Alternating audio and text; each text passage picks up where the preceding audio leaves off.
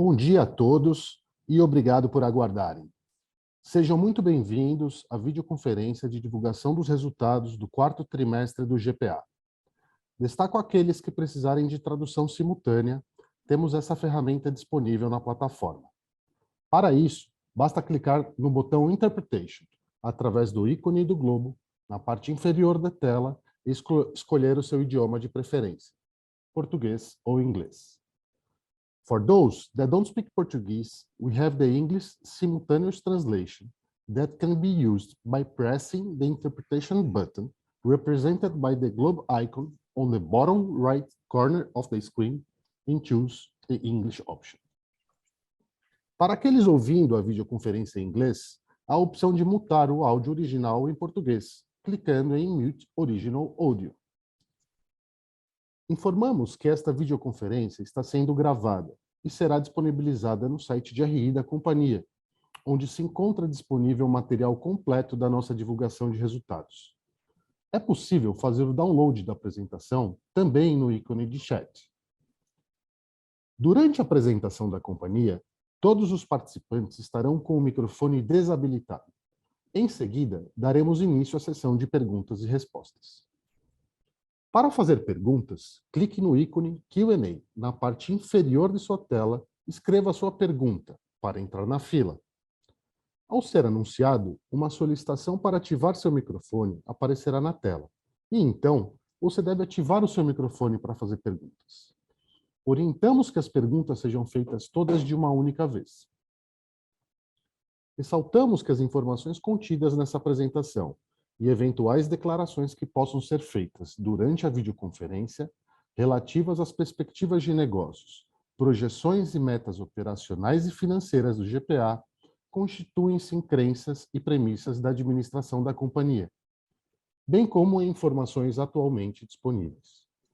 Considerações futuras não são garantias de desempenho.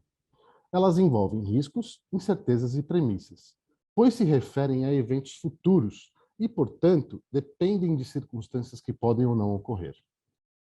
Investidores devem compreender que condições econômicas gerais, condições de mercado e outros fatores operacionais podem afetar o desempenho futuro do GPA e conduzir a resultados que diferem materialmente daqueles expressos em tais considerações futuras.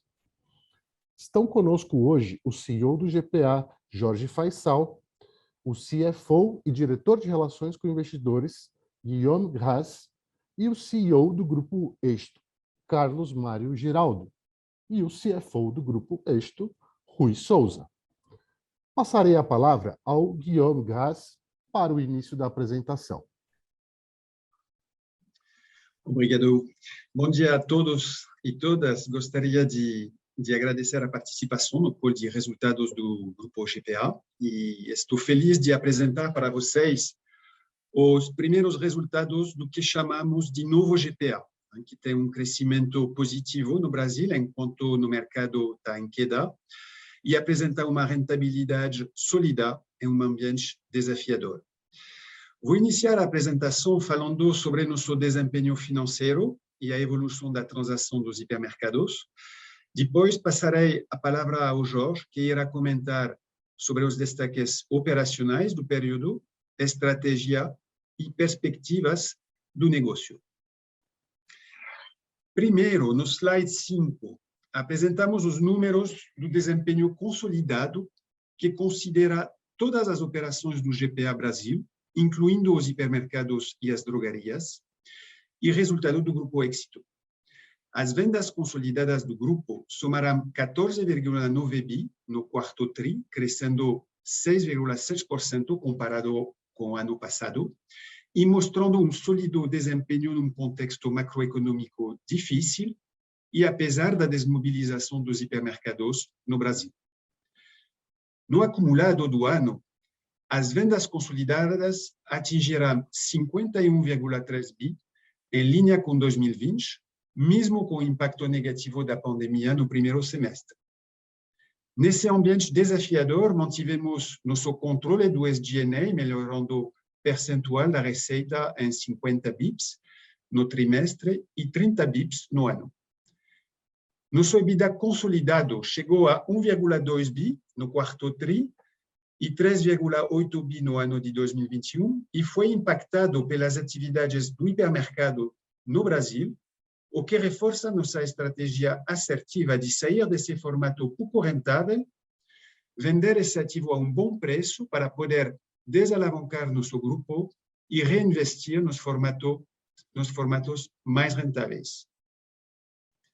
Por fim, o lucro líquido do GPA atingiu 805 milhões em 2021, incluindo o ganho de IR sobre subvenções para investimento.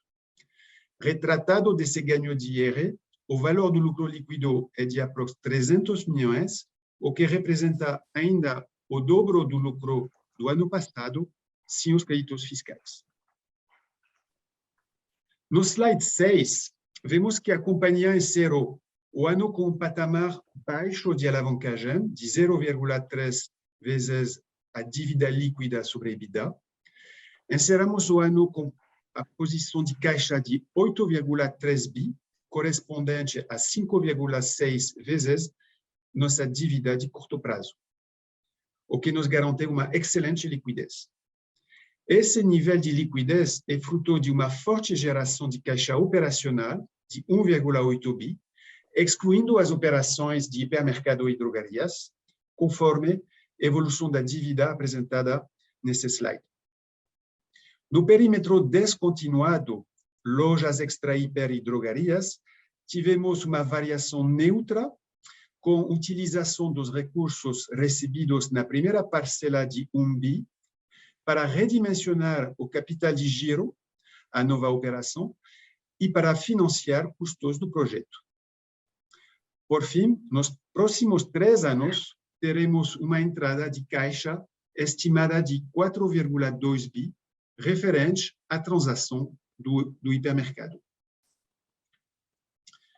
No slide 7, apresentamos a evolução da transação dos hipermercados anunciada em outubro de 2021, anúncio no qual divulgamos o encerramento da operação do formato de hipermercados do Brasil, com a cessão de 70 pontos comerciais ao Assaí, a conversão de até 28 lojas em outros formatos e fechamento do restante. Montamos um cronograma de desmobilização das lojas que se iniciou em outubro, com a parada de compras de várias categorias alimentares não essenciais e não alimentares, e seguiu com reduções de tamanho de loja até seus fechamentos entre dezembro e janeiro. Durante esse período, mantivemos nosso compromisso com o cliente, principalmente no abastecimento de produtos essenciais. No mês de dezembro, foram encerradas 31 lojas e as demais foram fechadas na primeira quinzena de janeiro de 2022. Nesse mesmo período, iniciamos o processo de conversão das 28 lojas em Pão de Açúcar ao Mercado Extra. Essas lojas serão inauguradas ao longo do primeiro semestre desse ano. Paralelamente, demos início à readequação da companhia para o tamanho do novo GPA, com adequação da sede, estrutura TI e da malha logística. No slide 8, temos as considerações sobre o P&L e caixa da transação e os impactos esperados.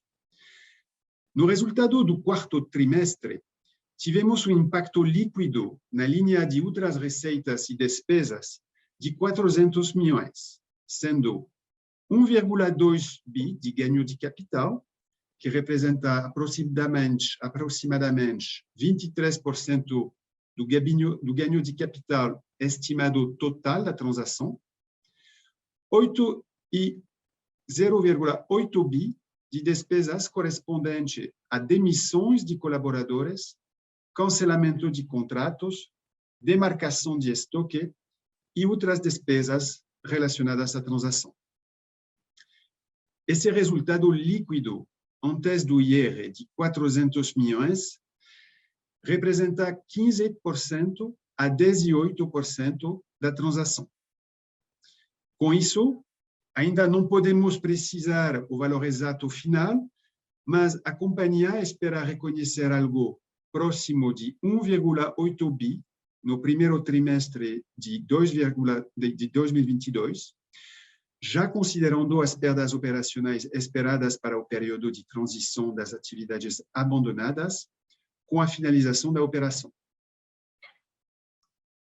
Em termos de fluxo de caixa, a companhia já recebeu 1 bi em 2021 e irá receber mais 4,2 bi até 2024. Desses recursos, entre 1,2 e 1,5 bi serão utilizados como custos e impostos do projeto. 500 milhões serão reservados para o dividendo mínimo gerado pelo impacto da transação no lucro líquido. Entre 1,2 bi e 1,5 bi para acelerar CAPEX de expansão, reformas e conversões de lojas. E o saldo restante, de 1,7 bi a 2,3 bi, será utilizado para a desalavancagem da companhia. Por fim, após essa operação, que representa um volume de venda bruta de 11,7 bi em 2021, sendo aproximadamente 70% cedida para o açaí e 20% para conversão de lojas, o tamanho do novo GPA passa a ser de 20 bi contra 27 bi antes da operação, isso na base, então, de 2021.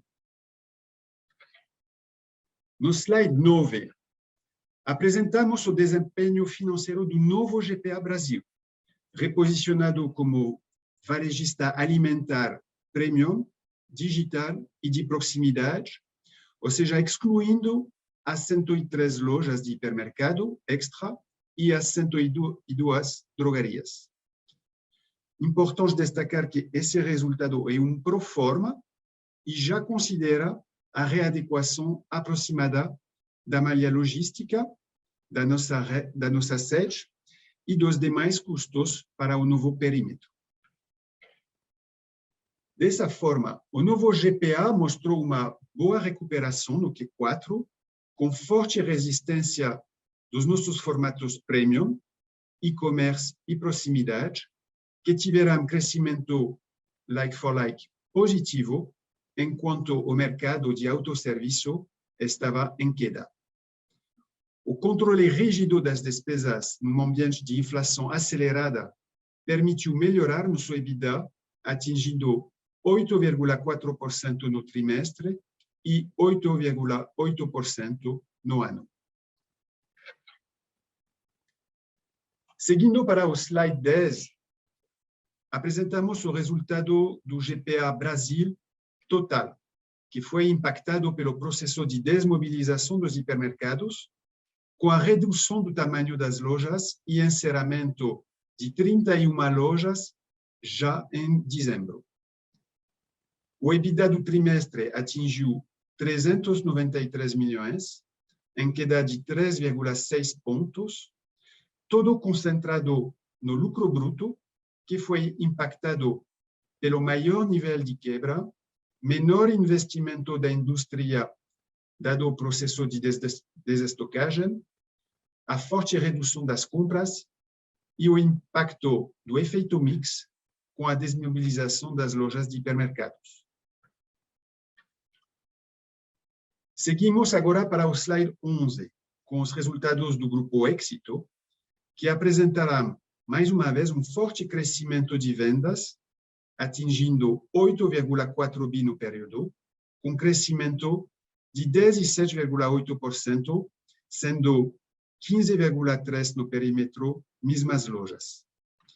Esses crescimentos foram impulsionados através do foco em inovação na Colômbia, onde os formatos inovadores representaram 33% das vendas, o forte desempenho omnichannel, com penetração na venda de 9,9% em 2021 e GMV de 771 milhões, e, por fim, a maior contribuição dos negócios complementares, beneficiados pela diminuição das restrições durante o ano nos 3 países de atuação.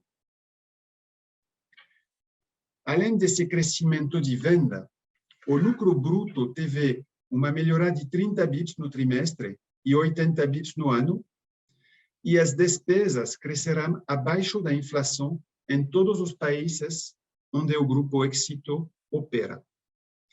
Como resultado desses efeitos, o Grupo Éxito mostrou um excelente desempenho financeiro, com um EBITDA ajustado no quarto tri de 800 milhões, crescendo de 18% na comparação com o trimestre do ano anterior, e no ano, a margem EBITDA ajustada teve um crescimento de 50 bips contra 2020.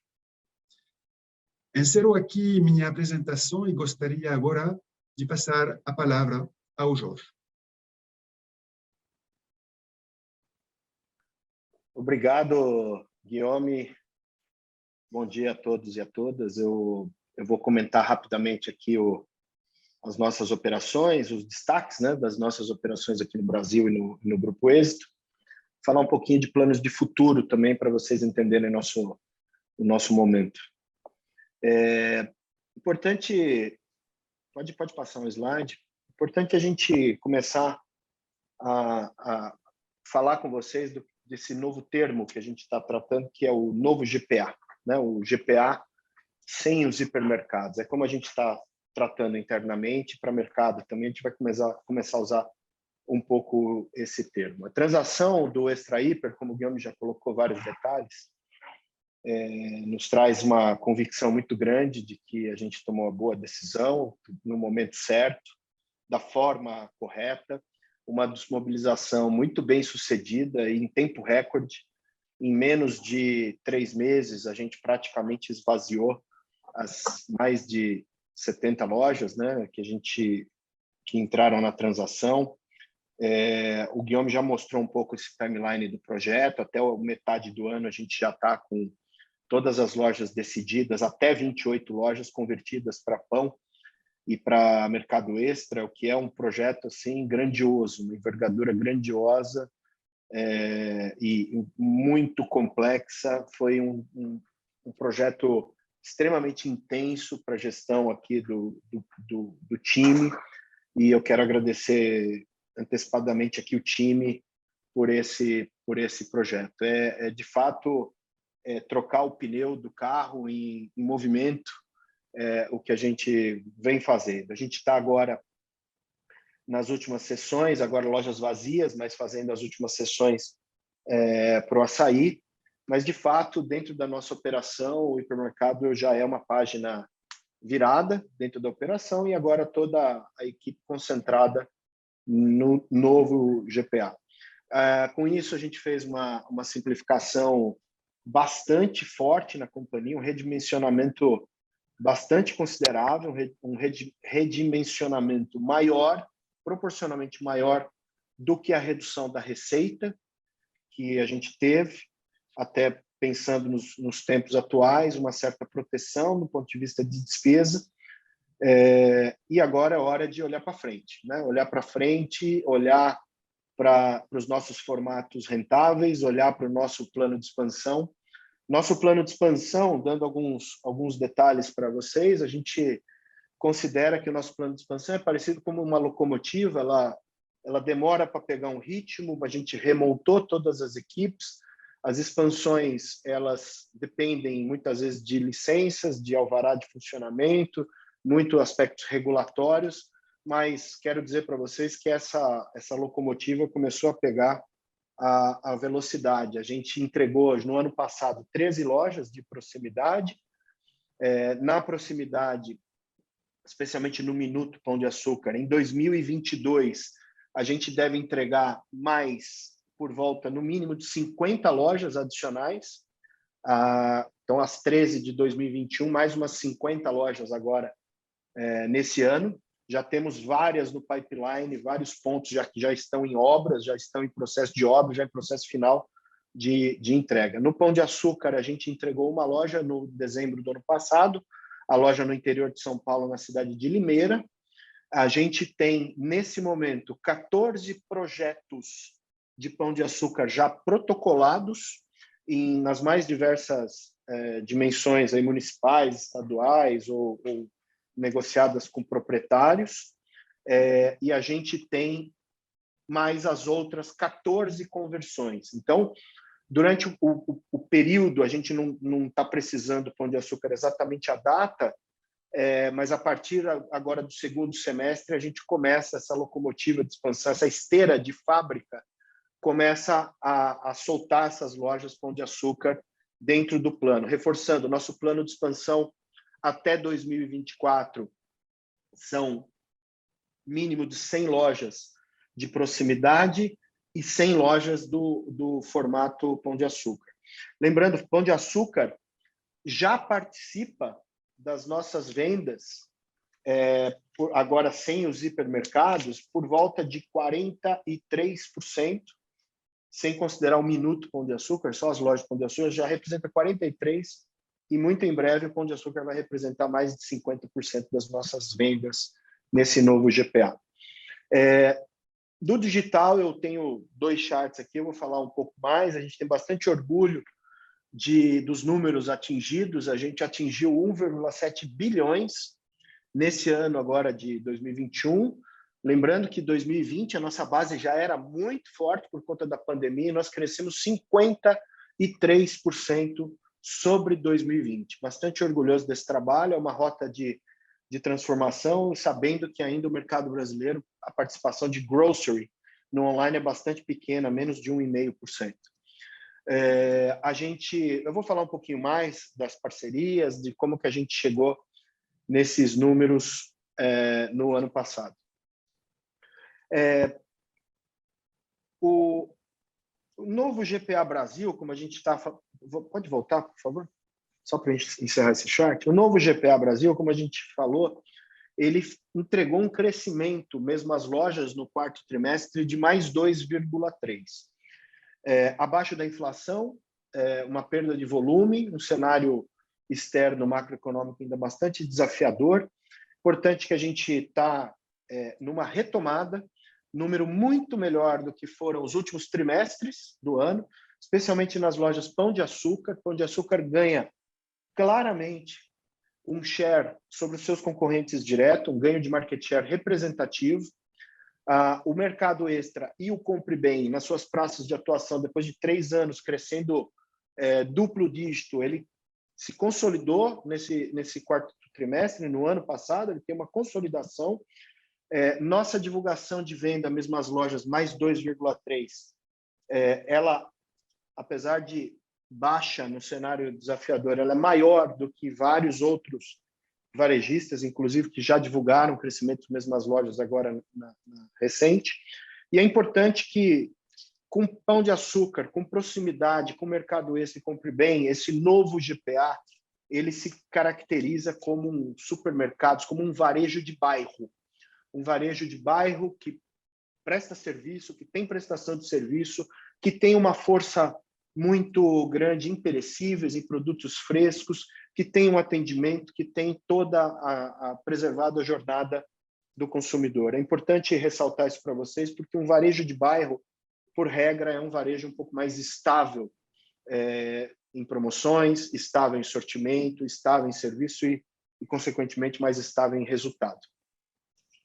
Falando um pouco do digital, dando uma lupa no digital, a gente teve uma venda em 2019 de 360 milhões de reais aproximadamente.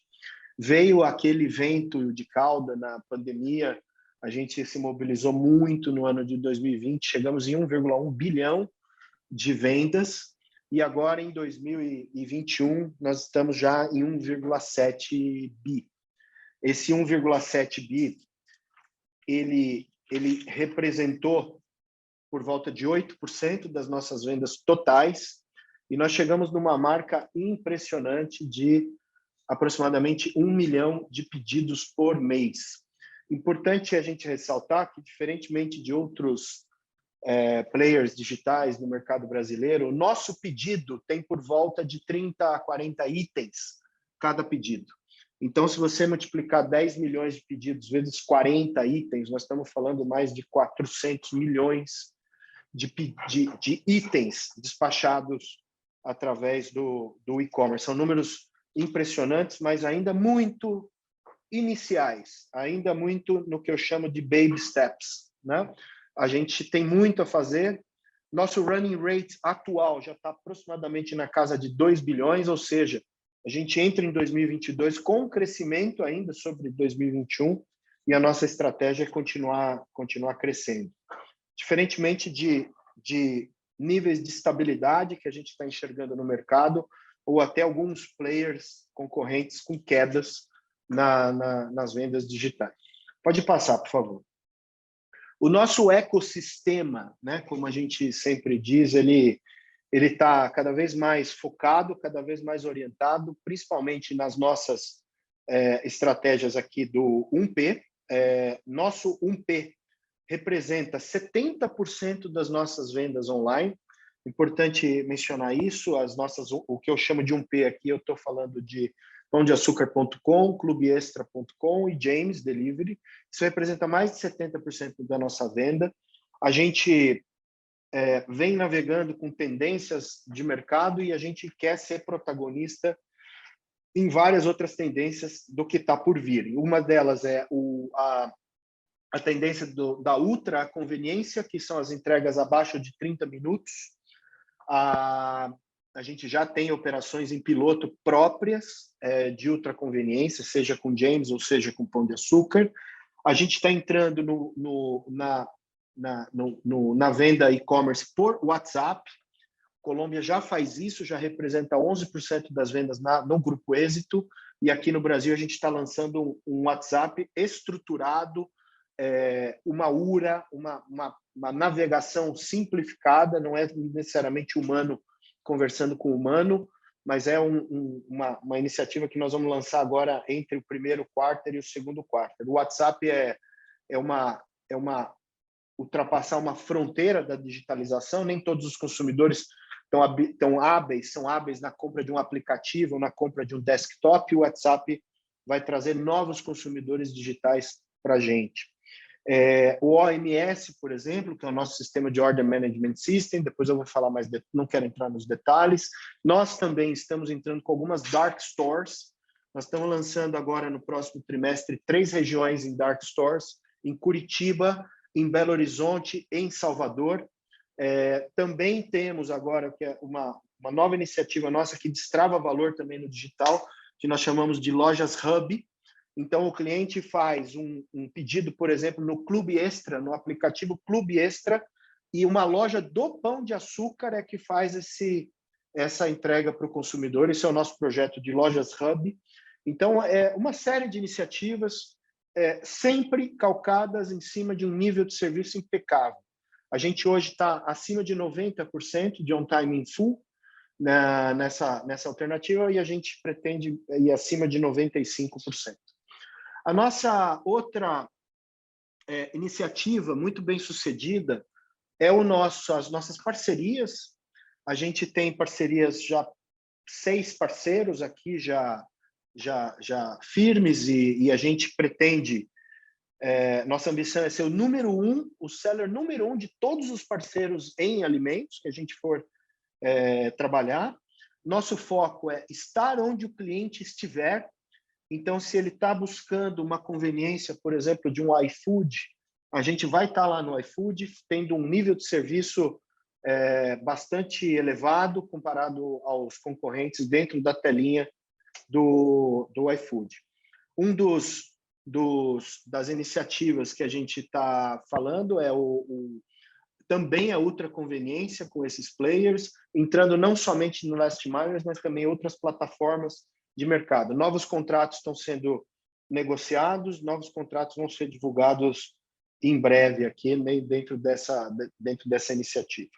O nosso Marketplace 3P, a gente tem uma mudança de rota. Ao invés de trabalhar no Marketplace generalista, a gente está indo para uma proposta especialista em 6 categorias. Então, da mesma forma como alguns outros varejistas brasileiros estão se especializando dentro de um segmento de mercado, nós vamos nos especializar em 6, 7 segmentos de mercado, sendo eles vinhos, cervejas artesanais, cervejas especiais, destilados, bebê, mundo bebê, etc. São verticais que a gente chama de complementares ao nosso core business de alimentos. Um deles, vou dar um exemplo para vocês, de cerveja artesanal. Nós queremos que todos os fabricantes, mesmo que sejam pequenos, fabricantes até de domésticos de cerveja, possam ter a possibilidade de vender a sua cerveja artesanal dentro do nosso site, dentro das nossas plataformas. Isso é um exemplo de uma vertical de complementar do que a gente fala. Dentro do nosso ecossistema, não posso deixar de mencionar os nossos programas de fidelidade. Nossos programas de fidelidade, sempre é importante ressaltar, eles já participam 82% das nossas vendas, uma representação alta da nossa receita total. Nós temos uma base de dados extremamente rica aqui de conhecimento do consumidor e a gente usa essa base de dados sempre na monetização do nosso negócio. Uma das destaques desse último trimestre foi o programa Stix. A gente iniciou, junto com o nosso sócio, Raia Drogasil, a gente iniciou em meados do ano passado, o que a gente chama de resgate de pontos diretos no caixa. Então, o cliente pode resgatar 10, 20, 30, 50 reais ali no caixa, em descontos das compras de supermercado. Essa iniciativa foi muito bem sucedida. A gente conseguiu fazer com que o Stix, no seu primeiro ano de vida, tivesse já um break-even, que estava previsto só para o segundo ano. No primeiro ano, a gente conseguiu chegar nisso. É um programa que está previsto ter abaixo de 10% de breakage. Para quem no mercado acompanha os programas de fidelidade no mercado, sabe que isso é muito representativo. É a nossa filosofia que o programa Stix ele seja um fomentador do varejo e não ganhe dinheiro pela expiração de ponto. E a gente chegou agora, no último mês, com mais de 1 milhão de resgates de prêmios ou de descontos. Isso é muito representativo, isso nos torna, em volume de resgate, o maior programa de fidelidade do Brasil, em volume de resgate. Os nossos resgates têm valor médio mais baixo, né, de bens de consumo, mas isso já traz uma envergadura para esse programa bastante representativa. A missão do Stix em 2022 é aumentar o ecossistema de coalizão, é não ficar só com o GPA, Raia, Drogasil, é a gente aumentar os parceiros, aumentar para outros segmentos do varejo brasileiro, criando uma moeda bastante usada em todo o Brasil. Esse é um dos destaques do nosso trimestre. Pode passar, por favor.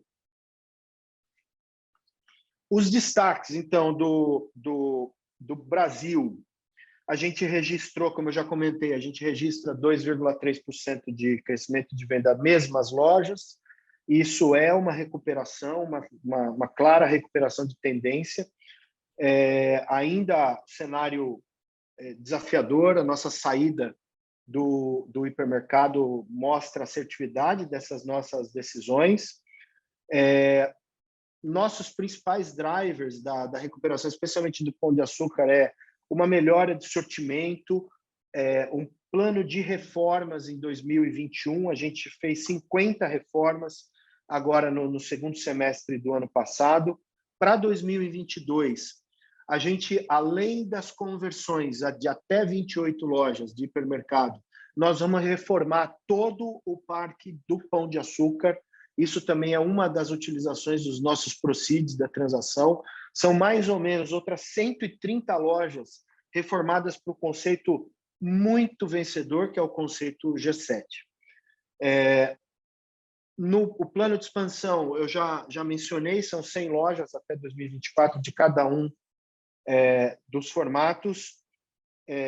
E a gente sempre reforça aqui também a questão do Minuto Pão de Açúcar, que é um formato vencedor, lucrativo e com muito potencial no Brasil, agora para um scale-up desse formato, não somente na região aqui de São Paulo, mas também em outras regiões do país. Migrando rapidamente para os destaques da Colômbia, do Grupo Êxito. Primeiro, muito importante, a recuperação bastante substantiva no segundo semestre do ano passado. O Grupo Êxito, a economia colombiana, ela teve um outro ritmo comparado à economia brasileira, uma economia que cresceu mais. O Grupo Êxito surfou essa onda, teve não somente os ganhos junto com todo o mercado colombiano, mas também teve ganho de share, o que é muito importante dentro desse segmento. Foi um trimestre com ganhos acima da inflação, com melhoria de receita, com melhoria de rentabilidade, e esse crescimento foi alavancado por três principais fatores. O primeiro deles é o crescimento através dos formatos inovadores do Êxito, como o Êxito All, como o Carulla Fresh, que a gente já vem comentando aqui em vários trimestres consecutivos. O segundo pilar do crescimento foi o fortalecimento da estratégia omnicanal. O crescimento da venda digital no país foi bastante representativo, e também, como um terceiro ponto, a recuperação dos negócios imobiliários dentro da Colômbia. Sempre lembrando, a Colômbia é o maior operador de real estate, o maior operador de shopping centers no país. O Êxito também volta a ter um sólido crescimento de lucro líquido, 2,1 vezes maior do que no passado, e as mesmas lojas, e o acréscimo de mesmas lojas foi de 15,5%. Mais ainda, entrando um pouco mais no detalhe para vocês, são 57 lojas foram reformadas ou inauguradas na Colômbia e no Uruguai. Também a gente fechou no último trimestre, fechamos uma importante transação de 5 lojas da rede Almacenes La 14, na região de Cali. A cidade de Cali é a terceira maior cidade da Colômbia, uma região que o Grupo Êxito não tinha a dominância naquela região. Com 5 lojas nessa região, a gente passa, além de Bogotá, a primeira cidade do país, de Medellín, a segunda cidade do país, a gente passa a ter uma representação bastante interessante na terceira maior cidade do país, uma cidade que tem mais de 2 milhões, por volta de 2,5 milhões de habitantes. Então, é uma transação que a gente também considera como um ponto de destaque agora do último trimestre. Na parte digital, a participação das vendas é um benchmark também da América Latina, 9,9%, quase 10%, chegando a picos de 12% de participação em alguns momentos. Os aplicativos Êxito e Carulla alcançaram mais de 1,6 milhões de downloads, cresceram 22% em relação a 2020, impulsionados pelas alianças com Tuya, pelo Puntos Colômbia e também incentivados pelo aplicativo Mi Descuento, muito parecido com o Meu Desconto aqui do Brasil, que também alcançou mais de 2,6 milhões de cupons resgatados. A companhia também no digital atingiu quase 8 milhões de pedidos atendidos com o Rappi. Isso significa 36% de participação nessa plataforma logística no Grupo Êxito.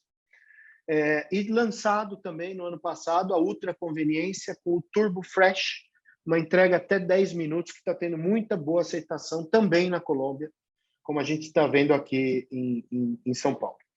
Então, essa recuperação, de novo, a recuperação econômica do país, esses níveis de ocupação imobiliária fortaleceram muito os negócios do grupo, ganho de market share, formatos inovadores, digital, e o Êxito continua sendo um excelente negócio, um gerador de caixa, um gerador de lucro líquido e um diluidor de dívida que é muito importante para o grupo, como um todo. Sempre é bom lembrar, essa semana, as ações do Êxito, depois durante na semana de release de resultados, tiveram um impacto muito positivo, tiveram um crescimento muito significativo na Bolsa da Colômbia, tendo o Grupo Êxito na Bolsa da Colômbia tendo um market cap por volta de 8,2 bilhões de reais.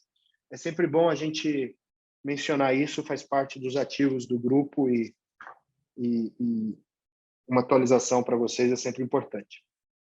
Para finalizar a minha parte aqui, e a gente ir para a parte de perguntas e respostas, quero dar alguns destaques do ESG. Primeiro destaque, sempre falo isso, ESG no GPA não é moda, não é algo novo, já são quase 2 décadas tendo uma agenda de sustentabilidade robusta, como deveria ser a responsabilidade de todos os varejistas brasileiros, de mobilizar uma cadeia de valor para uma sociedade cada vez mais inclusiva e cada vez mais sustentável. Eu vou dar os principais destaques desse quarto TRI. Eu acho que aqui a gente traz de forma concreta os números. Eu quero que vocês prestem atenção nos números que eu vou falar, porque são números muito representativos, né?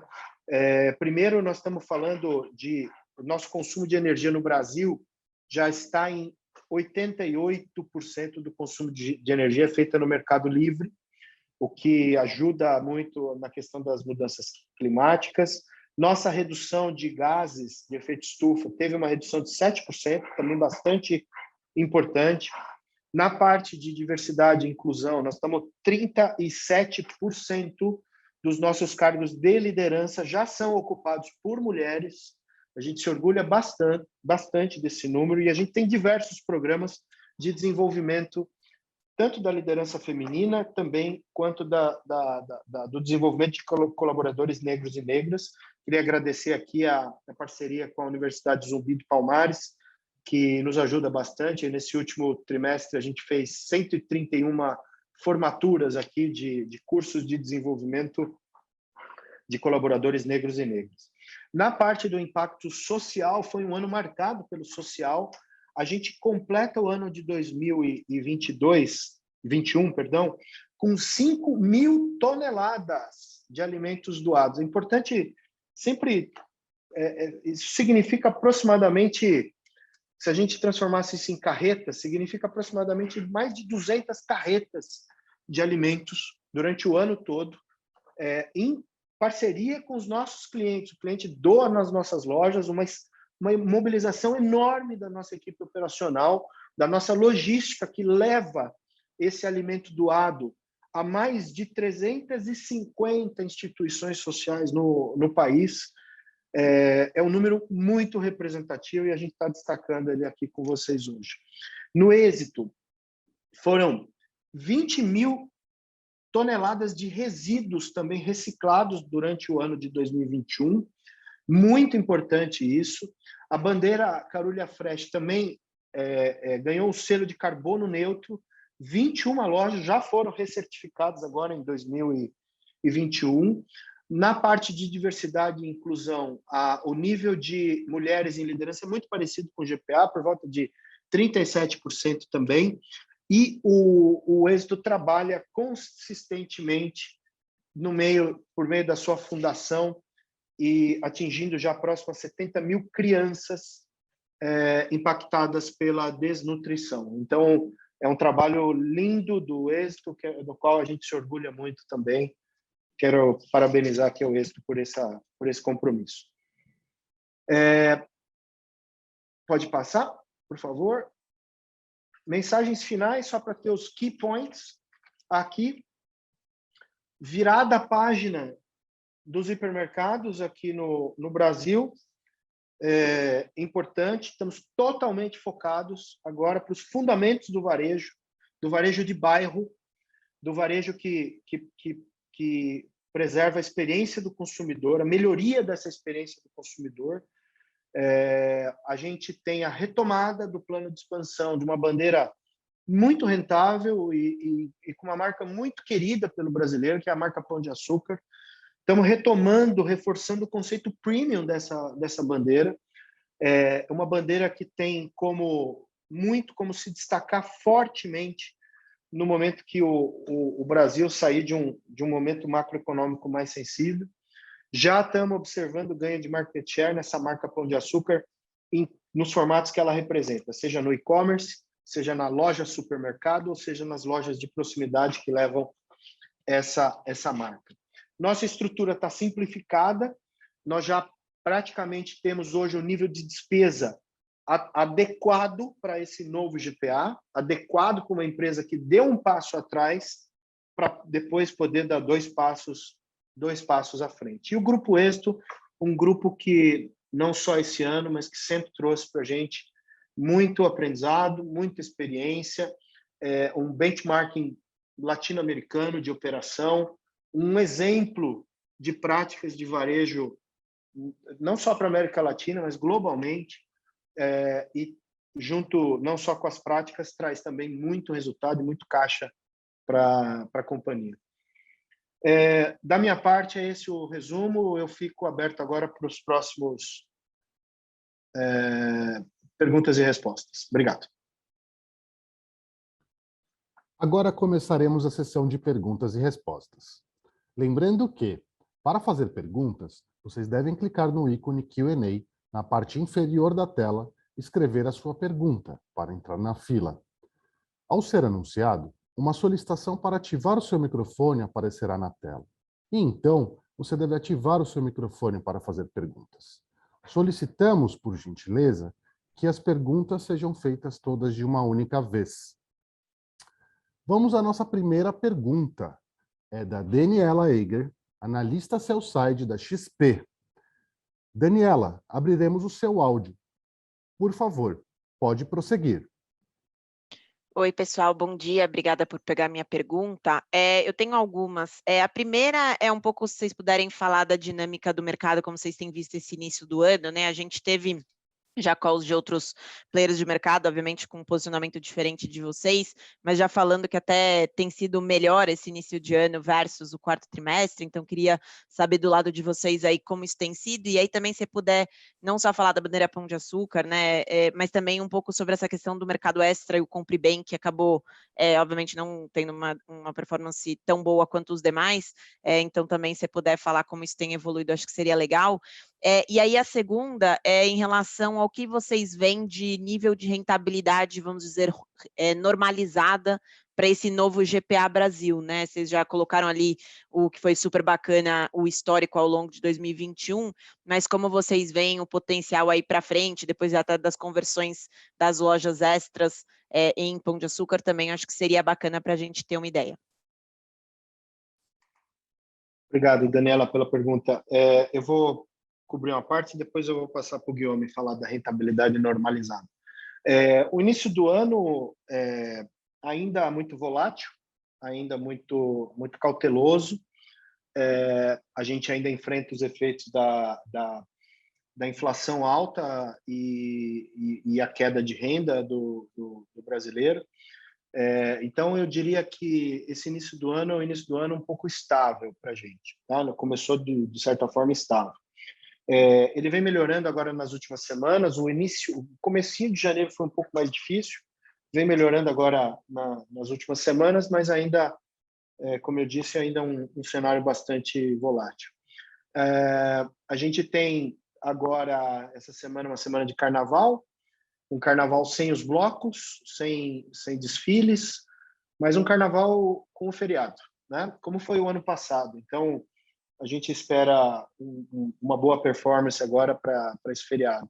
No mês de março, a gente tem nós vamos fazer um mês ainda com Páscoa. A Páscoa é representativa no nosso cenário, mas não é um trimestre que se espera grandes melhorias ainda de cenário, né? A gente está já como eu disse, já virado a página da transição, operacionalmente virado a página da transição aqui dos extras e focado bastante em contenção aqui das despesas, muito o desafio de rentabilidade, que é um controle dessa rentabilidade dentro desse varejo de bairro, Daniela, que eu mencionei, que engloba também o mercado extra e o Compre Bem. O mercado extra vem tendo performances um pouco mais oscilantes. Ele é um mercado, como ele atende mais a baixa renda, ele está mais nas áreas de periferia, ele tem um pouco mais de oscilação promocional, ele tem um promo share maior e ele sofre muitas vezes regionalmente de alguns efeitos concorrenciais. Existem algumas regiões onde a concorrência está muito forte do ponto de vista promocional, e outras regiões onde a concorrência está num compasso mais de rentabilidade. Então, são performances bastante erráticas. Tem algumas regiões do mercado extra que estão super positivas, crescendo 2 dígitos, até recebendo muitas vendas dos clientes que abandonaram o hipermercado. Outras regiões que a gente não tinha hipermercado, essas regiões estão um pouco mais desafiadoras. O mercado extra e o Compre Bem, eles são formatos pouco digitalizados, né? Uma das nossas principais estratégias agora para o mercado extra e para o Compre Bem é que eles sirvam de hubs de distribuição logística. Eram poucas lojas, a gente tinha isso. É uma das nossas estratégias principais é ter a contenção da venda digital, que antes era distribuída pelos hipermercados, dentro dessas lojas, e colocar essas lojas num outro nível de participação digital do que elas tinham o ano passado. Você fala da rentabilidade, Guilherme, por favor? Sim, em termos de rentabilidade normalizada, esperamos EBITDA no perímetro continuado acima de 9%. Já sinalizamos no release da visão do P&L pro forma EBITDA full year em 21 de 8,8%. Então, é uma primeira indicação. Segundo, para 2022, é importante ressaltar que nós vamos ter um período de transição no primeiro semestre. No primeiro Q1, temos que finalizar a readequação do tamanho do GPA, na parte de sede, da malha logística, da estrutura TI também. E temos também que finalizar o programa de conversão de 26 a 28 lojas. Então, para 2022, vai ter esse período de transição no primeiro semestre e esperamos chegar, a partir do segundo semestre, a esse nível de rentabilidade normalizada que falei, que deveria ser em cima de 9%. Tá ótimo, muito obrigada. A próxima pergunta é da Marcela Recchia, analista sell-side do Credit Suisse.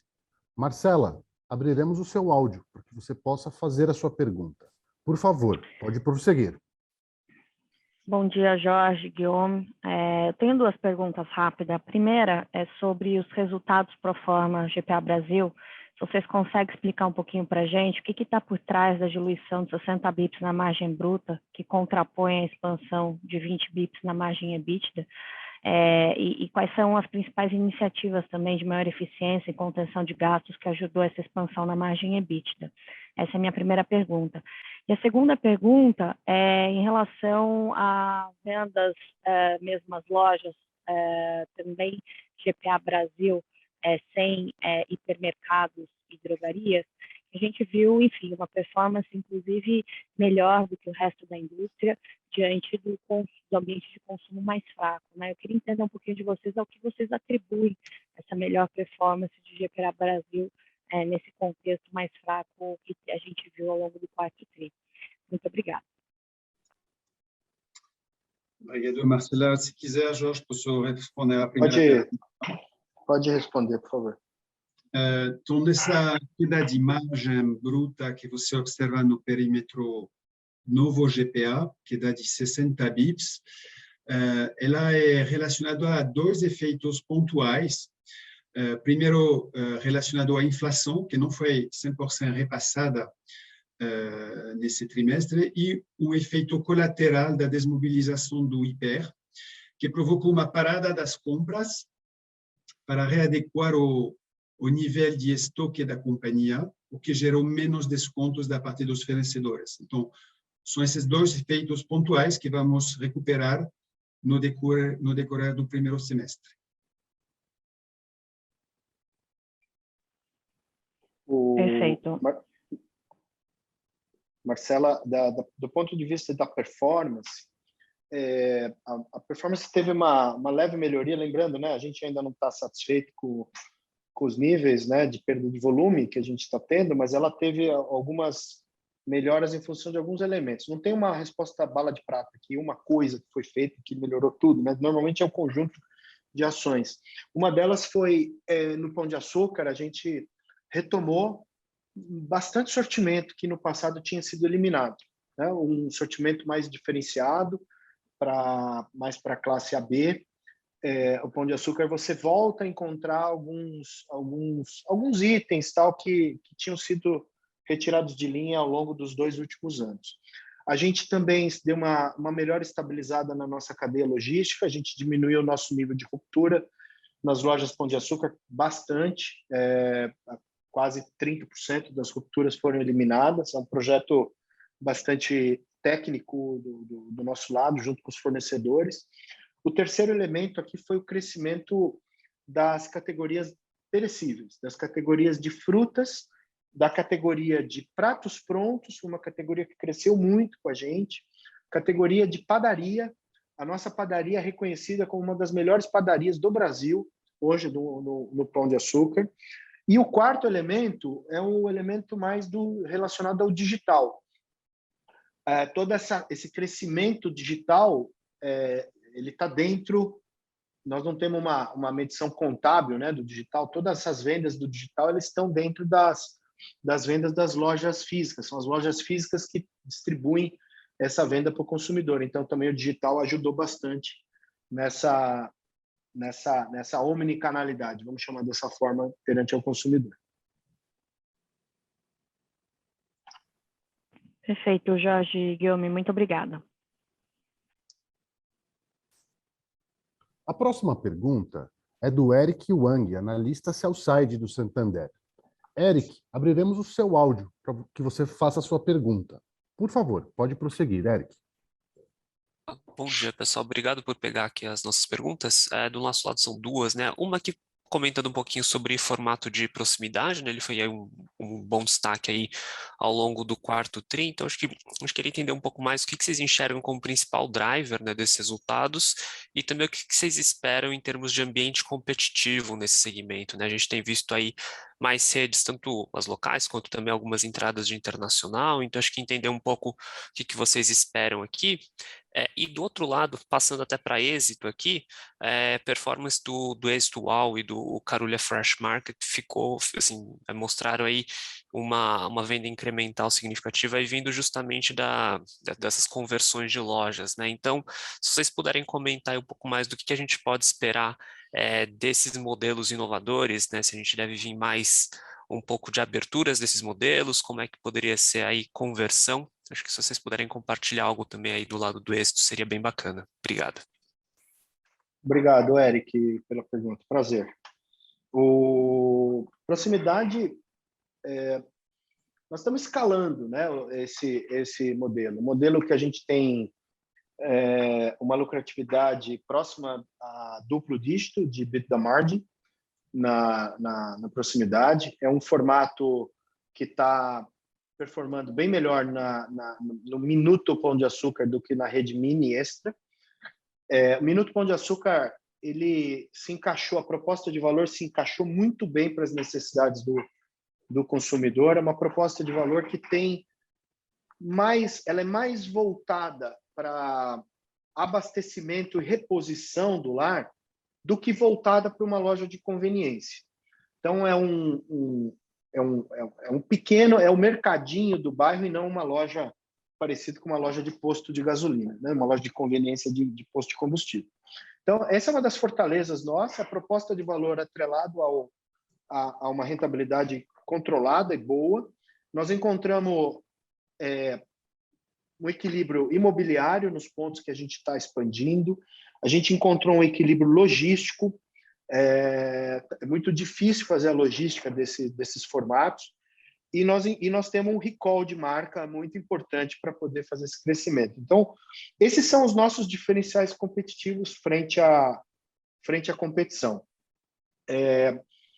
A gente, obviamente, está bastante atento aos movimentos da competição nós respeitamos todos eles, com muito respeito, mas, de fato, a rentabilidade desse formato não é algo simples de ser atingido. Então, nós estamos esperando... Nós praticamente estamos olhando para eles, mas estamos focados na nossa expansão pelas centenas de pontos que tem possibilidade nesse país para esse formato de proximidade. Em relação à sua pergunta do êxito, eu vou passar aqui para o Carlos Mário, para que ele possa responder. Thank you, Jorge, and thank you for the question. I would like to say that first, WOW format, that is the innovation for the Éxito hypermarket, now represents near 30% of total sales. And those stores with more than 24 months have grown 42% against 10% growth of the total brand. So really, it is having a great performance with an ROI of 31%. What we expect for WOW is to have a full potential of 40 full WOW stores, that is big hypermarkets, and 100 WOW economic stores, that is a new model that we are piloting for a middle-class aspirational stores. That will be done, I would say, in a period of 5 years. And for the moment, this year, we're going to do 15 of the full-size Éxito WOW stores, including the 6 stores, hypermarkets that we are receiving from La 14. In Carulla now, the fresh market represents 45% of the total brand sales. It has an ROI of 10%. And sales of those stores that have opened more than 24 months ago have grown 30% against 16% of the full growth of the Carulla brand. Our full potential for Carulla is around 80 stores that will also be done in 4 or 5 years. Of those, we will be doing around 12 this year, and between 10 and 12. And here we include those that we call full fresh, that is big stores of more than 1,000, 1,200 meters. And the other half of the Carulla fresh market would be mid-size Carullas, but that really are driving growth and are driving market share in Colombia. Super obrigado, ficou bem claro aí dos dois lados. Obrigado, pessoal. A próxima pergunta é do João Soares, analista sell-side do Citibank. João, abriremos o seu áudio para que você possa fazer a sua pergunta. Por favor, pode prosseguir. Bom dia a todos. Faisal, eu queria ouvir um pouco do canal digital. Ele tem ganhado bastante representatividade. Vocês estão evoluindo em várias frentes aí, parceria, marketplace, dark store. Então, acho que é interessante ouvir, olhando o médio prazo, como você imagina a representatividade desse canal, e agora que vocês têm os recursos da venda dos hipermercados, eu imagino que vocês vão acelerar investimentos nessa frente aqui, investimento em CAC, enfim, queria ouvir um pouco como que você vê a evolução desse canal e ouvir um pouco a rentabilidade desse canal agora que a gente está vendo o custo de clique aumentando bastante. Acho que é interessante ouvir um pouco disso. Obrigado. Obrigado, João, pela pergunta. Olha, esse negócio já representa por volta de quase 10% do nosso negócio, 9, alguma coisa, né, atualmente. E às vezes me perguntam, vai representar quanto, né, no GPA, o digital? A gente ainda não sabe exatamente a participação do futuro, mas o que a gente sabe é que no Brasil a venda representa 1,5, aproximadamente 1,5 do grocery, do total grocery Brasil. E nos Estados Unidos ele está por volta de 6,5 a 7. Então, os Estados Unidos têm 5 vezes mais participação em grocery, no digital, do que aqui no mercado brasileiro. A gente não tem dúvida que a gente deve ficar com uma participação parecida com a dos Estados Unidos em 4, 5 anos aproximadamente. Então, esse mercado vai quadruplicar ou quintuplicar. Não é curioso, né? Não é entender que tem muitos investidores querendo ficar com uma parte dessa fatia do bolo aqui no Brasil. Então, a gente está vendo uma multiplicação de empresas last milers, de plataformas, querendo entrar no grocery. O que a gente tem, João, assim, não é fácil fazer a logística do grocery. Não é fácil trabalhar com produtos frescos, especialmente com produtos frescos, que têm data de validade muito curta, né? Não é fácil fazer a logística de last mile. Você precisa ter uma infraestrutura de centros logísticos muito próximo do consumidor. Também são os três fatores. O terceiro fator é o picking. Também trabalhar com o picking de um produto para o consumidor não é também uma ciência simples. A gente está investindo muito em tecnologia, a gente está investindo muito em processo de gestão para que a gente possa ter o nosso diferencial competitivo nessas 3 frentes de trabalho. O melhor picking, com ferramentas tecnológicas, onde eu consigo fazer o picking de uma maneira muito rápida, de uma maneira muito simples e de uma maneira muito produtiva. O segundo ponto, a própria localização dos nossos ativos físicos, eles já servem, eu já estou um grande passo à frente a todas essas empresas que estão crescendo no país, porque nós já temos enquanto eu vejo multiplicações de dark stores pelo país, nós temos as stores, né? Nós já temos as physical stores, também preparadas para poderem ser centros de distribuição. E da parte de custo de aquisição, tem sempre uma lógica um pouco complexa, né? Muitas vezes o custo de aquisição é um custo do GPA. Quando a gente faz parcerias com essas empresas, parte desse custo de aquisição às vezes está no próprio custo dos last milers e não no custo do GPA. Muitas vezes a gente divide esse custo de aquisição. O custo de aquisição é da plataforma e o custo de aquisição é nosso também.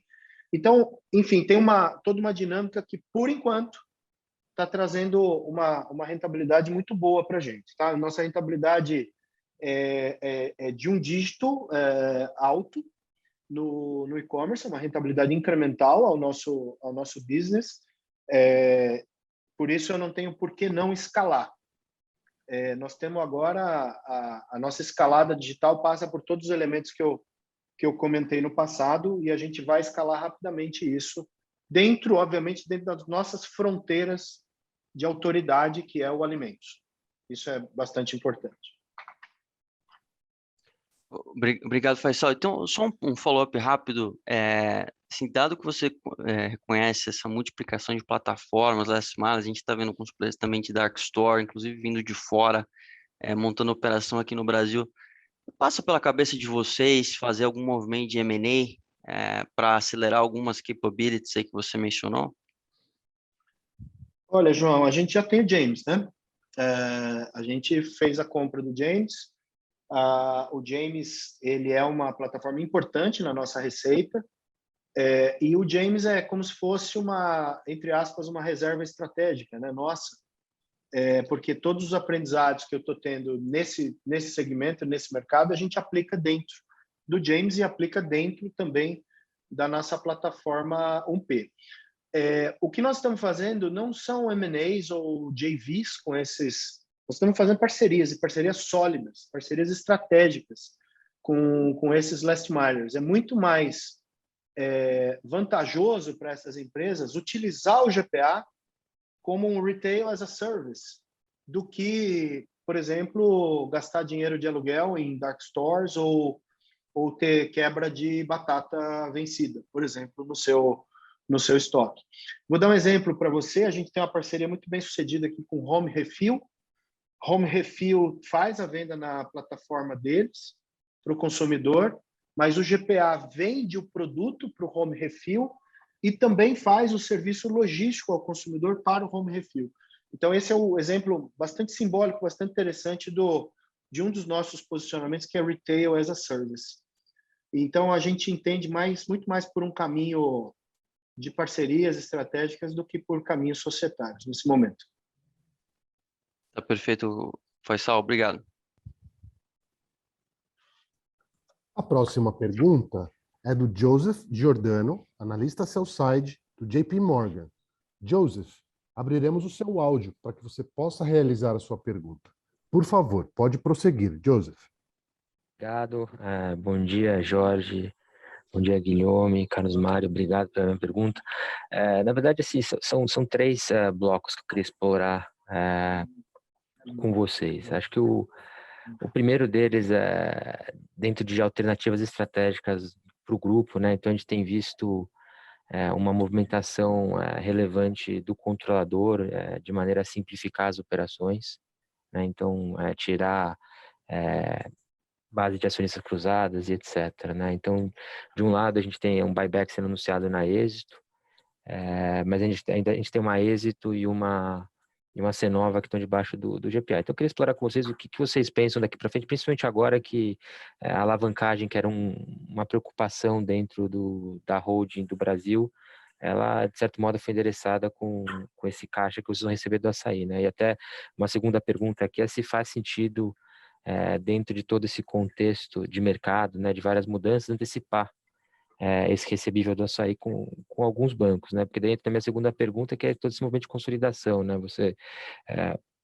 pontuou um pouco o movimento da competição, Jorge, mas eu queria entender se faz sentido tomar uma via de M&A aqui para acelerar ainda mais, né? Então, a gente tem uma aceleração boa dentro da Poderapão, mas eu queria entender se o movimento de M&A ele faz bastante sentido no âmbito de tornar a operação cada vez mais nacional, né? Porque hoje a gente tem bastante loja, mas a densidade acaba ficando muito em São Paulo. E aí, por último, né, acho que voltando nesse tema de consolidadores, aplicativos e etc., eu queria entender como é que vocês veem a rentabilidade do negócio a longo prazo, né? Porque cada vez mais o cliente ele migra para o aplicativo, plataforma, e fica menos fiel às bandeiras, né? E assumindo que todo mundo dá um nível de serviço bom, com um sortimento relativamente parecido, a minha preocupação aqui é que a gente possa ver uma compressão estrutural de margem ao longo do tempo. Então, eu queria explorar com vocês como é que vocês enxergam isso. Obrigado. Guilherme, você quer começar na parte da simplificação, controlador? Olha, José, obrigado pela pergunta. Primeira coisa, acho que é importante avançar em ordem. Nossa primeira etapa é fechar essa transação hiper, sair desse formato que nos permite já desalavancar o grupo, e isso vai poder preparar os próximos passos. Então, estamos focados nisso nesse momento e esperamos fechar esse movimento final do Q1.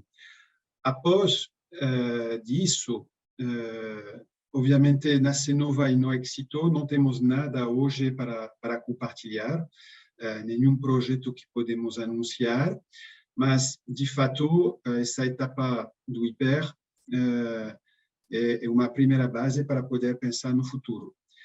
Cenova, nós continuamos com a intenção de vender nossa participação e nós esperamos as condições de mercado para poder vender essa participação a um bom preço. Então, não tenho cronograma sobre essa participação, mas nós continuamos com essa intenção de vender nossa participação na Cenova. Em relação ao Éxito, é uma possibilidade de ter movimentos futuros na nossa participação, mas nada hoje que podemos comunicar. Guilherme, sobre a pergunta de antecipação de recebíveis Assaí. Também, perdão, obrigado, Jorge. Estudamos essa possibilidade, lembrando que já no nosso resultado financeiro estamos reconhecendo os juros nos parcelamentos combinados com Assaí, ou seja, no impacto do resultado financeiro já estão capturados os juros do pagamento da transação. O Joseph, Por favor, eu só não capturei muito bem a sua pergunta sobre o pão. Você fez uma pergunta sobre a expansão do pão, é isso? Acho que assim, né, vocês estão bem capitalizados agora, né, e eu queria explorar com você se faz sentido acelerar mais, né, pensando em movimentos de M&A, né, então, hoje Entendi. a Tá bom. operação ela é nacional, mas ela é muito adensada, né, em São Paulo principalmente, então. Nós não descartamos, tá, movimentos de M&A, não tem nada por enquanto na mesa concreto. A gente hoje segue mais pelo caminho da expansão orgânica, é um caminho para esse formato premium, que precisa estar localizado em bairros mais premium, de valor imobiliário mais alto. É um caminho um pouco mais lento, mas é um caminho bem mais concreto, né, do ponto de vista financeiro, onde os retornos são muito mais garantidos, o crescimento orgânico. A gente vai fazer o crescimento orgânico não só no estado de São Paulo, a gente já tem algumas projetos fora do estado de São Paulo, mas, como eu disse em outros momentos, a nossa principal eixo de expansão é na saturação das praças existentes, por enquanto. A gente tem começa a conversar, às vezes, com pequenas redes de uma loja, 2 lojas, 3 lojas. Esse tipo de M&A pode ser mais simples e pode ser acelerado. Agora, grandes redes regionais, por enquanto, não. Sobre a rentabilidade de longo prazo do e-commerce, tua pergunta é muito interessante, né? O e-commerce, diferentemente de outros negócios, é um negócio que a gente revisa muitas vezes o nosso planejamento estratégico a cada semestre ou a cada ano, né? É um planejamento bastante fundamentado no momento atual. A gente não tinha, por exemplo, um ano e meio atrás, não tinha praticamente ninguém fazendo last mile no país, e hoje você já tem mais de 20 empresas, né? O que nós acreditamos, francamente, assim, primeiro, são premissas, né? São regras de ouro que a gente aplica no nosso negócio como futuro. Assim, 2 delas principais é rentabilidade no e-commerce e nível de serviço alto. São as 2 regras de ouro. Como fazer rentabilidade se a competitividade aumenta, né? Que está implícito na sua pergunta. Nós vamos jogar junto com esses players, nós vamos jogar através deles também, né? Que é a nossa proposta de parceria. Agora, a gente sabe muito bem que muitas dessas plataformas têm um negócio sustentado por um venture capital, mas com P&L muito desafiador. Então, no momento de vida, de criação de base de consumidores, com CACs muito elevados, mas que no momento que essas empresas mudarem a chave para ter um P&L positivo, aí a situação, o mundo deve passar por um movimento de consolidação dessas plataformas. Nós estamos muito atentos, é um jogo mês a mês, e a gente, por enquanto, está sendo bastante bem sucedido no nosso jogo.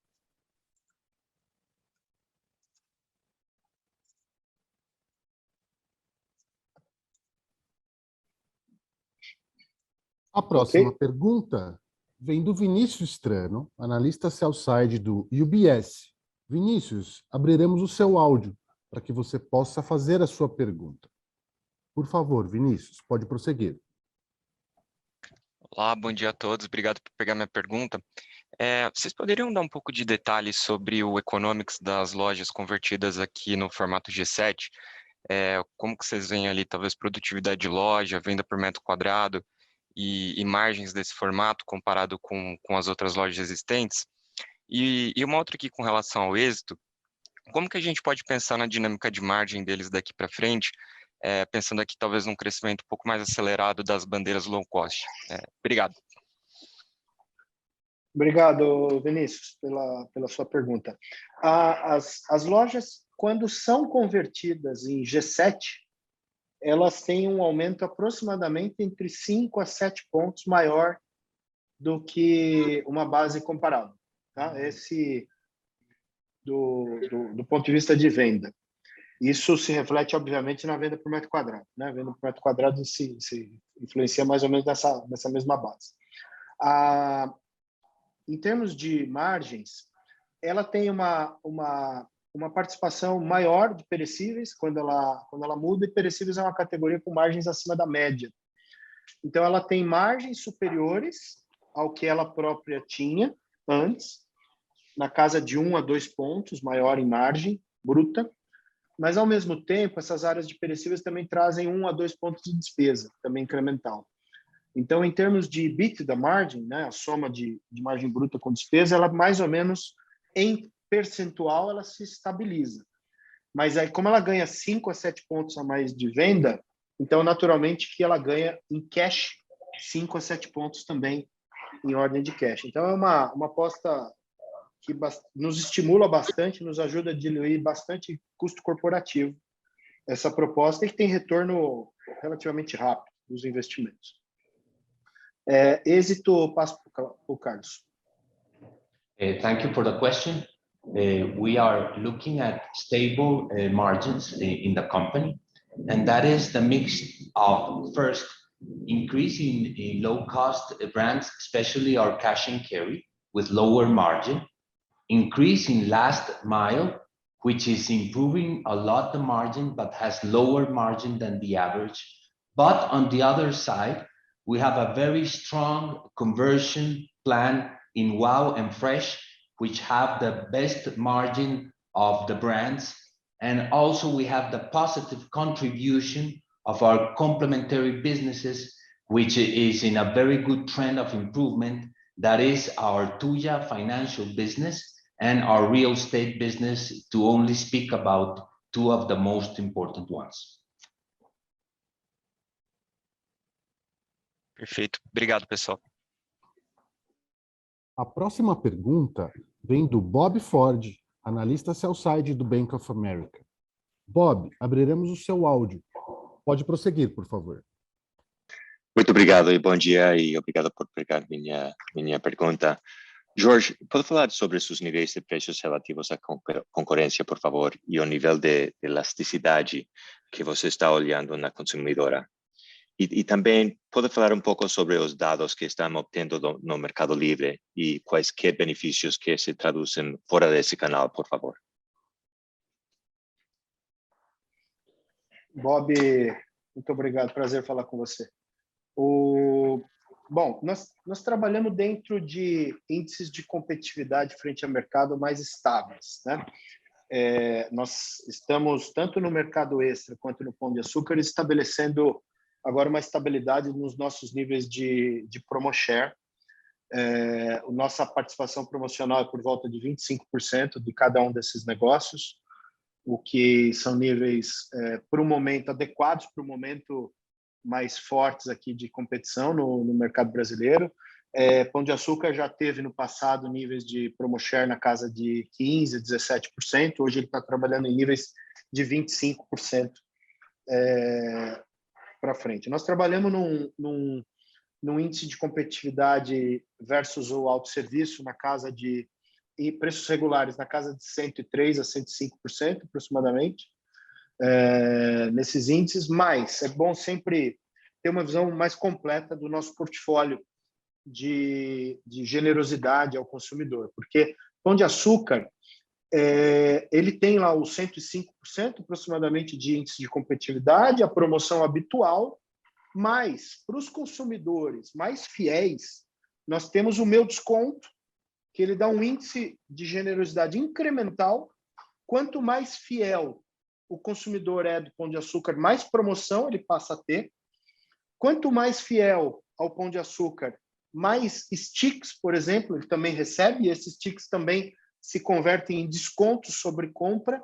Então, eu te diria que esse nível de competitividade na ordem de 105%, eles são mais para os clientes descompromissados com a nossa marca, que tem compras ocasionais. Os nossos consumidores mais fiéis recebem um nível de desconto bastante representativo que faz com que ele mantenha a fidelidade, especialmente aqui no Pão de Açúcar. Em relação a Mercado Livre, Mercado Livre é nós estamos muito satisfeitos com a parceria com eles. Nós ainda estamos trabalhando num ambiente de grocery, de mercadoria seca. Nós estamos trabalhando por volta de 2.000 SKUs, entre 1.500 a 2.000 SKUs com eles.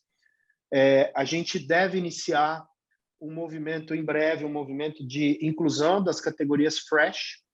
A gente já iniciou alguns pilotos e a gente deve iniciar categoria fresh com eles agora, eu não sei te precisar, mas nos próximos meses. Alguns benefícios são muito interessantes, né? Um deles é que quase 80% das vendas que a gente faz com o Mercado Livre são em regiões fora de onde a gente tem as lojas, né? Um exemplo aqui é Belo Horizonte. A gente tem uma venda interessante em Belo Horizonte, onde a gente não tem nenhuma loja de Pão de Açúcar nessa capital. Um aprendizado, existe um aprendizado mútuo aqui, muito interessante para as duas partes, e por enquanto está se mostrando uma parceria bastante win-win. Muito interessante, Jorge. Muito obrigado. A próxima pergunta vem do Gustavo Fratini, analista sell-side do Goldman Sachs. Gustavo, por favor, pode prosseguir. Bom dia, pessoal. Obrigado por pegar minha pergunta.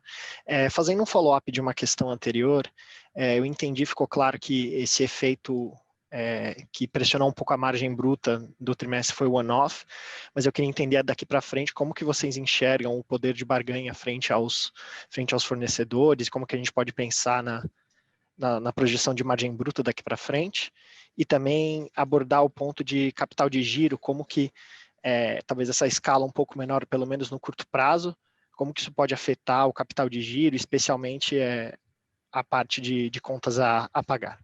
Obrigado. Muito interessante sua pergunta, Gustavo. Obrigado.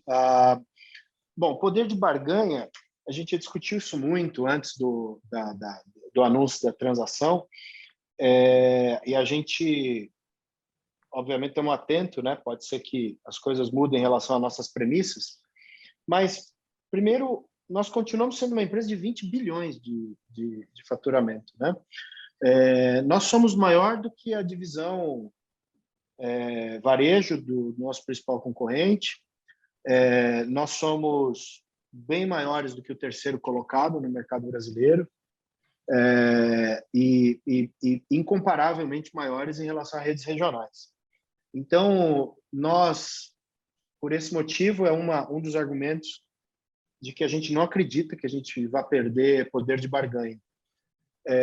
Nossos volumes são muito altos de compra, da cadeia de compra, nas mais diversas categorias, seja uma categoria mais comoditizada, seja uma categoria mais estruturada ou mais modern trade. Um outro fator importante que nossa venda, como eu já mostrei, se você somar o Minuto Pão de Açúcar e o Pão de Açúcar, a marca Pão de Açúcar já é mais de 50% hoje do nosso negócio. E a marca Pão de Açúcar é uma grande lançadora de tendência da indústria de bens de consumo no país. Ela é uma vitrine para a construção de branding, para a construção de marcas dos nossos parceiros, dos nossos fornecedores. Então, nós já ajudamos a muitos lançamentos no mercado, a muitas construções, e isso não vai mudar. Então, a nossa força com a participação do Pão de Açúcar até aumenta, o que pode até aumentar um pouco mais o nosso poder de barganha com determinados fornecedores e determinadas categorias. Nós estamos construindo uma relação de muita parceria com os nossos principais fornecedores, os quais aqui eu sempre agradeço pela parceria, agradeço por esse momento de transição, desse one-off que a gente passou. Nós tivemos uma aceitação muito boa dos nossos parceiros, e a gente sabe que a gente pode construir negócios muito interessantes para o futuro. Sobre capital de giro, a gente está bastante confortável, né? Sobre capital de giro. dado que nós saímos, é interessante entender, apesar da nossa redução da companhia lá de 29 para 20 bilhões de faturamento agora ao final de 2021, nós saímos de algumas categorias importantes que geravam um working capital muito negativo, né? Especialmente o eletrônicos, o eletroeletrônicos, as categorias de bazar, a gente reduziu fortemente as categorias de não alimentos, a categoria de têxtil, moda, que a gente tinha basicamente por volta de 120 a 150 dias de cobertura de estoque. Então, apesar da companhia reduzir em 30% na sua receita, os nossos estoques estão reduzindo por volta de 50% ao que a gente tinha no passado. Então, o que dá um nível de working capital um pouco mais confortável. Não tranquilo, mas um pouco mais confortável do que a gente tinha antes em financiamento com os fornecedores. Se quiser complementar, Guilherme?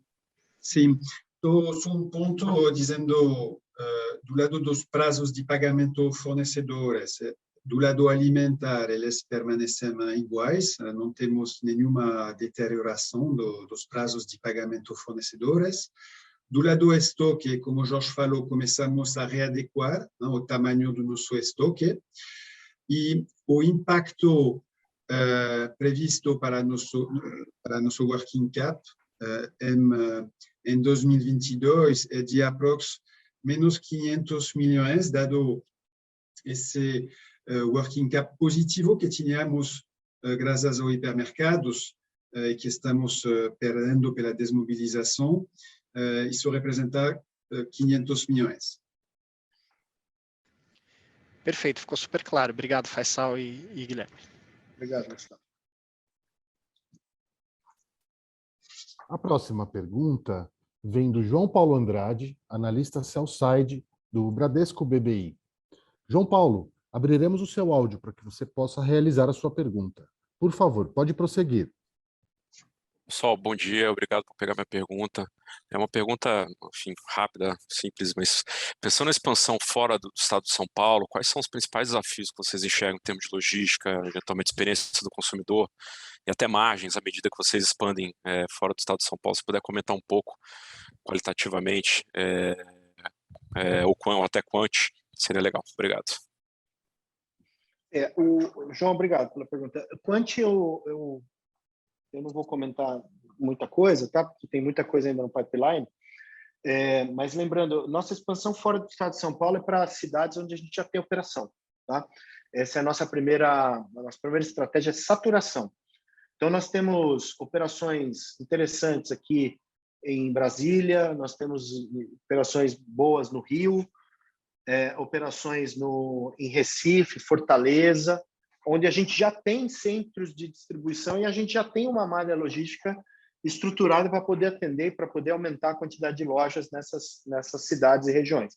Essa é a nossa principal estratégia. Montar operações onde a gente ainda não tem uma malha logística formada é um pouco mais complexo. Isso tá se transformando para a gente numa fase 2, que a gente começa a pensar nisso a partir de 2023. Basicamente, se eu perdi alguma parte da sua pergunta, eu me desculpo. É isso mesmo, obrigado. A sessão de perguntas e respostas está encerrada. E agora gostaríamos de passar a palavra para as considerações finais da companhia. Bom, mais uma vez agradecer pela atenção, 1h30 aqui de bate-papo com vocês. Sempre nosso negócio, por ser um negócio brasileiro e também multinacional, a gente tem sempre uma complexidade um pouco maior para explicar as coisas. Eu agradeço pelo tempo e pela atenção. Os comentários rápidos aqui para a gente não se alongar mais muito, tá? A gente está passando, obviamente, ainda por um cenário de venda baixa, um cenário, apesar da nossa recuperação, a gente começa a reagir como o novo GPA. A gente tem um cenário macroeconômico que eu não vou me aprofundar, de mais inflação ainda, a inflação continua alta, resilientemente alta. a renda da população ela retoma a passos lentos, mas retoma a passos lentos. Nós temos um ano eleitoral pela frente, que é um ano de bastante volatilidade, até que a gente tenha um pouco mais de leitura do cenário eleitoral, a gente continua na volatilidade.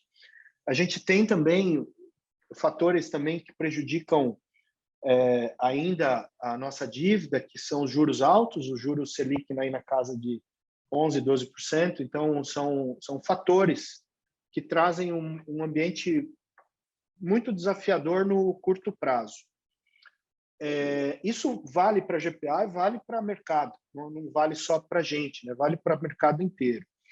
A gente, internamente, aí sim vale só para a GPA, essa transição que a gente está passando, esse movimento de transição, a gente tem a pretensão de passar o mais rápido possível por isso. Tivemos uma excelente entrega agora das nossas equipes, agora nos fechamentos do Extra, mas a gente ainda tem 28, 30 lojas para converter até a primeira metade do ano. Então, um ambiente de transição, de redimensionamento da companhia, redução da companhia, redução da nossa malha logística, etc., é um momento desafiador internamente também. Então, nós estamos passando por um momento de desafio externo e um momento de desafio interno. Agora, olhando a médio prazo, olhando já a partir do segundo semestre, onde a transição já vai ter ficado para trás, onde o cenário eleitoral provavelmente um pouco mais certo, um pouco mais seguro, e uma eventual retomada de renda da população, nós temos aqui muita convicção do modelo de negócio que a gente está construindo para os nossos acionistas e para os nossos sócios. É uma proposta de valor muito robusta, focado em negócios de rentabilidade, focado em proposta de valor para o consumidor, e a gente tem certeza de que, na menor momento de recuperação da economia, o GPA tem grande possibilidade de sair na frente e de ter, quem sabe aqui, com todos os nossos fundamentos, uma valorização mais próxima do que a gente considera justo. Então, eu quero mais uma vez agradecer a todos, agradecer ao time do GPA que está nos escutando aqui também. Muito parabéns para todos. Muito obrigado pelos esforços feitos até então e tem muita coisa ainda para a gente fazer agora para o futuro. Obrigado. Muito obrigado. Declaramos que a videoconferência está encerrada. O Departamento de Relações com Investidores está à disposição para responder às demais dúvidas e questões. Muito obrigado aos participantes e tenham um bom dia.